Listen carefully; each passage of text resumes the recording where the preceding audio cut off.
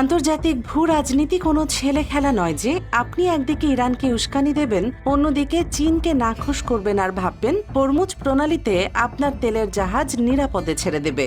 দুনিয়া আসলে এতটা সহজ সরল সমীকরণে চলে না যতটা বাংলাদেশের বর্তমান বিএনপি সরকার ভাবছে। মধ্যপ্রাচ্যের চরম উত্তপ্ত ভূ রাজনীতি এবং ইরান আমেরিকা স্নায়ু যুদ্ধের যে ভয়ঙ্কর দাবানল চলছে তার চরম মাসুল এবার সরাসরি গুনতে হচ্ছে বাংলাদেশকে। একটি দেশের সরকারের কূটনৈতিক অপরিপক্কতা, ব্যর্থতা এবং নতজানু পররাষ্ট্র নীতি কিভাবে গোটা দেশকে একটি ভয়াবহ অর্থনৈতিক এবং জ্বালানি খাতের খাদের কিনারে ঠেলে দিতে পারে, আজকের এই ঘটনাটি তার সবচেয়ে বড় এবং জঘন্য প্রমাণ হিসেবে ইতিহাসে লেখা থাকবে।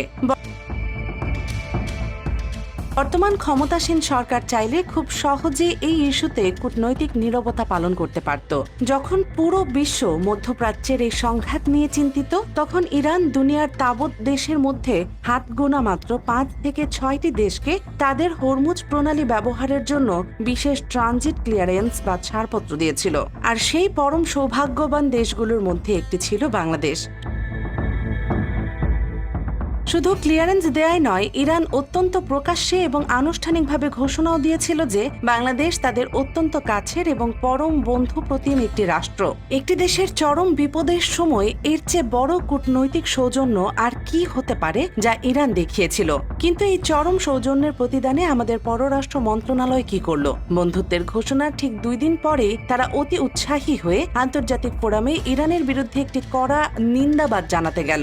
বর্তমান সরকারের ভেতরে এমন কিছু সামরিক ও কৌশলগত উপদেষ্টা রয়েছেন যারা এখনো পুরনো ধ্যান ধারণা নিয়ে চলছেন এবং সরকারকে প্রতিনিয়ত কান পড়া দিচ্ছেন যে আমেরিকা নাকি আরো অন্তত 50 বছর এই পৃথিবী শাসন করবে। তাদের সেই সেকেলে আত্মবিশ্বাসের মূল কথা হলো যে কোনো মূল্যে ওয়াশিংটনকে খুশি করতে হবে, আর সেই খুশি করার জন্য প্রয়োজন হলে ভারতের মাধ্যমে লবিং করতে হবে।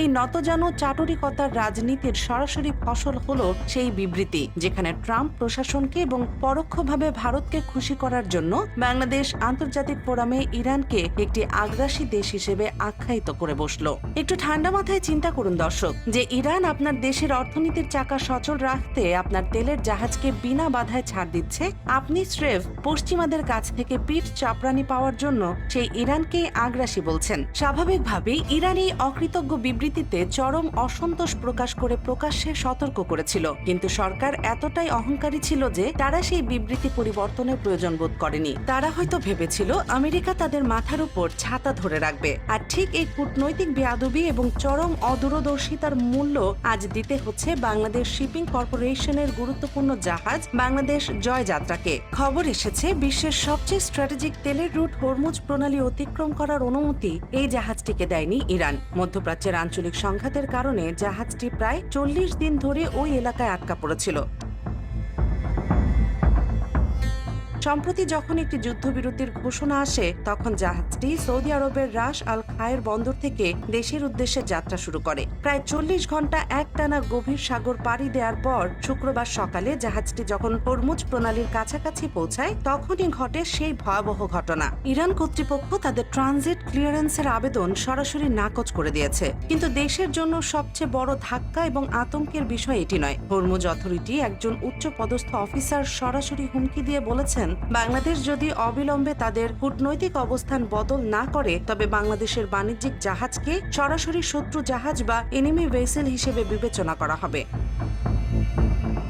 আন্তর্জাতিক মেরিটাইম আইনে একটি বাণিজ্যিক জাহাজকে শত্রু জাহাজ ট্যাগ করার অর্থ হলো যে কোনো সময় সেই জাহাজের উপর সরাসরি সামরিক আক্রমণ হতে পারে অথবা জাহাজটিকে বয়জব্দ করে আটকে রাখা হতে পারে। একটি স্বাধীন সার্বভৌম দেশের পতাকাবাহী বাণিজ্যিক জাহাজের প্রতি অন্য একটি দেশের এমন প্রকাশ্য হুমকি আমাদের দেশের কূটনীতির ইতিহাসে সবচেয়ে বড় অপমান এবং ব্যর্থতা। আমেরিকা যখন সর্বাত্মক চেষ্টা চালাচ্ছে ইরানের রেজিম চেঞ্জে, তখন ইরান সরাসরি আমেরিকার চোখে চোখ রেখে কথা বলছে। বিশ্ব যখন খুব দ্রুত একটি মাল্টিপোলার বা বহুমেরু বিশ্বের দিকে এগোচ্ছে, তখন আমাদের সরকার পড়ে আছে সেই পুরনো আমেরিকার পদলেহনের রাজনীতিতে। তারা হয়তো ভুলে গেছে যে ওয়াশিংটনে বসে আমেরিকা বাংলাদেশের জ্বালানি তেলের সাপ্লাই চেনের গ্যারান্টি দিতে পারবে না। হরমুজ প্রণালী বন্ধ হয়ে গেলে কোনো মার্কিন নৌবহর এসে আমাদের তেলের অভাব মেটাবে না। এই একটি ভুলের কারণে ইতিপূর্বে 5টি তেলের চালান বাতিল হয়ে গেছে।